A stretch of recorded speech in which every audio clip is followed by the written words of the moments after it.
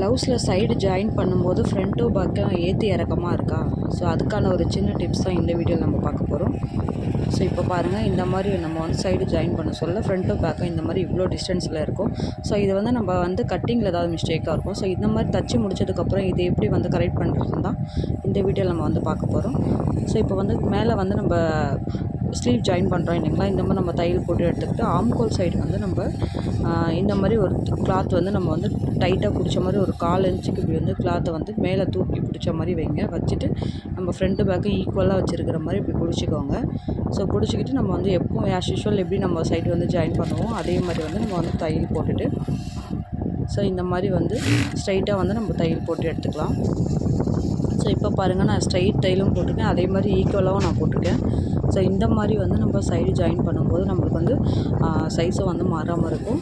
எந்த பிசரும் வந்து தெரியாமல் வந்து நம்ம இது பாருங்கள் எவ்வளோ அழகாக நீட்டாக பண்ணியிருக்கோன்ட்டு. ஸோ இந்த டிப்ஸ் உங்களுக்கு பிடிச்சிருந்தால் லைக் பண்ணுங்கள், ஷேர் பண்ணுங்கள், மறக்காமல் சப்ஸ்கிரைப் பண்ணிக்கோங்க.